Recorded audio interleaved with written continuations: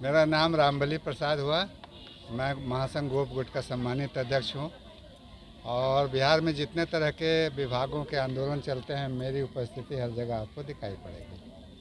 तो मैं सिर्फ एक बात कहने के लिए, सारी बातों जो एएनएम एनएचएम के नेता लोग हैं वो उन्होंने कहा है, मैं एक बात कहने के लिए खड़ा हुआ। आज हिंदुस्तान में छपा है मोदी जी का एक वक्तव्य कि भाजपा ही एकमात्र लोकतंत्र पर चलने वाली पार्टी, हिंदुस्तान का अखबार का पहला पेज पर। मैं सवाल करना चाहता हूं मोदी जी से और आपके माध्यम से मंगल पांडे जी से, बिहार सरकार से, कि ये कौन सा लोकतंत्र पर चलने का उदाहरण है कि एएनएम एनएचएम कर्मचारी 58-59 दिन से हड़ताल पर हैं और आप उनसे बात करने से कतरा रहे हैं। ये कौन सा लोकतंत्र पर अमल करने की बात हुई? तो मोदी जी के बारे में कहावत है कि जो बोलते हैं आप उसको शब्द को अर्थ पर मत जाइए, उसका ठीक उल्टा करके उसका अर्थ निकालिए। तो मैं एक बात ये कहना चाहता हूँ। दूसरी बात कहना चाहता हूँ कि 2 राउंड बातचीत हुई है। एक राउंड बातचीत हुई अपर मुख्य सचिव प्रत्यय अमृत जी से जुलाई में 28 तारीख को, और एक फिर दूसरी बातचीत हुई 23 अगस्त को ईडी से। कई टुकड़ियों में बातचीत हुई। तो उस बातचीत में बहुत सारा चीज़ उन्होंने एक्सेप्ट किया कि नहीं, एफआरएस में दिक्कत है, इसका टाइमिंग में को लेकर के हम लोग भी चिंतित हैं। तो उन्होंने कहा कि इसका टाइमिंग को सुधारेंगे। जैसे 9 से 5 था, दिन भर में 3 बार हाजिरी, कहीं नहीं 3 बार हाजिरी मिलती है। जेल में हम रहे इन्हीं लोगों के आंदोलन में 1 महीना, तो वहाँ 2 बार हाजिरी होती थी। जेल के कैदी का भी 2 बार गिनती होता है, और हम लोग उससे भी बड़ा कैदी हैं, अपराधी हैं कि हमको दिन भर में 3 बार हाजिरी लीजिएगा। तो ये कौन सा लोकतंत्र है? तो ये इसमें सुधार करने की बात उन्होंने कहा कि इसका टाइमिंग को चेंज किया जाएगा, 9 से 3 या 9 से 4 के बीच में रखा जाए। एक बार 4 कहा गया, फिर 3 कहा गया। तो ये तो एक्सेप्ट कर लिया उन्होंने। पोस्टिंग का ड्यूटी, घर है पटना जिला, ड्यूटी कर रही है मधुबनी जिला में।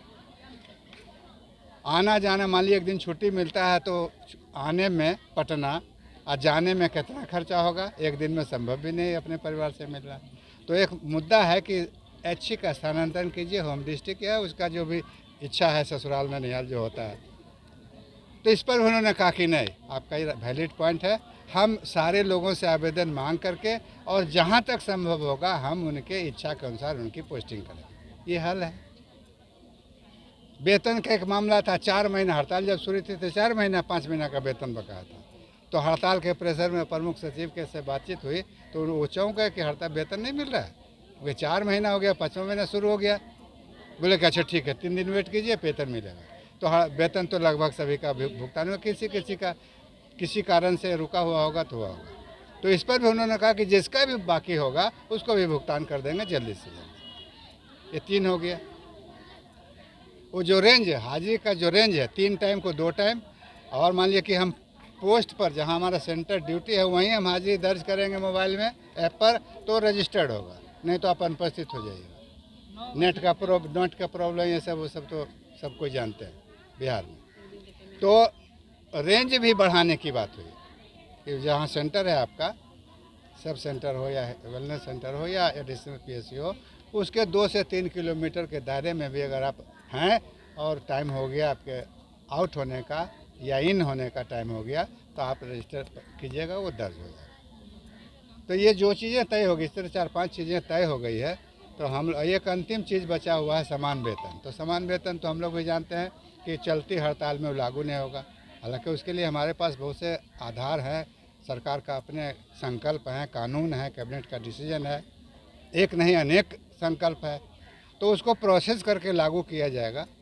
लेकिन अभी जो बढ़ोतरी है, तो किसी का 9,000 बढ़ा दे रहे हैं, किसी का 3,000 बढ़ाते हैं, है ना। किसी का 9,000 बढ़ा दिए और किसी का 3,000 बढ़ाए। तो इसका क्या आधार है? कैसे मैंने जमींदारी ठाट है कि लो तुमको 2 मन दिया, तुमको 5 किलो दिया। तो ये जमींदारी कोई अनुपातिक पद्धति होनी चाहिए, है ना। तो ये है। और दूसरा है कि जो हड़ताल चल रही है, तो इस हड़ताल अवधि में जो हमारी अनुपस्थिति, हम ड्यूटी नहीं कर रहे हैं, तो इसका एडजस्टमेंट कैसे होगा, इस पर अभी बात नहीं हुई। तो जितनी भी हड़ताल हुई है, बिहार में हड़ताल का इतिहास है 1967 से, के बी सहाय के ज़माने में शुरू हुआ था। तो 67 से हड़ताल बिहार में चल रही है और आज हम लोग 2024 में हैं। तो सारी हड़ताल में जो अनुपस्थिति है उसको छुट्टियों में एडजस्ट करके उस अवधि का वेतन भुगतान हुआ। तो आप उसी तरह इसको कर दीजिए और जो तय किए हैं उस पर एक लिखित पत्र जारी कीजिए। नहीं कि कह दिया मौखिक से जाइए आप लोग घर, नहीं, मौखिक से हम लोग नहीं मानेंगे। लोकतंत्र का, जिस लोकतंत्र की बात मोदी जी बोले हैं और आज अखबार में छपा है, उसका तकादा है कि एक दो पक्ष है यहाँ, एक सरकार है और एक इधर कर्मचारियों का संगठन है, कर्मचारियों का प्रतिनिधि संगठन है।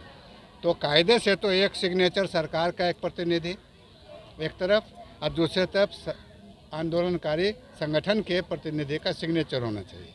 लेकिन मान लीजिए हम लोग यहाँ तक रिलैक्स कर रहे हैं कि मान लीजिए आपको ऐसा दोनों का दस्तखत लेने में आपको कठिनाई हो रही है, तो आप अपने तरफ से सरकार के किसी अधिकारी के द्वारा रिलीज कर दीजिए कि इनकी जो 7 सूत्री मांगे हैं इसमें यह निर्णय लिया गया, इसमें यह निर्णय लिया गया, इसमें यह निर्णय लिया गया और इस मुद्दे पर विचार करके आगे निर्णय लेने का आश्वासन दिया गया। तो ये लिखित पत्र जारी करिए।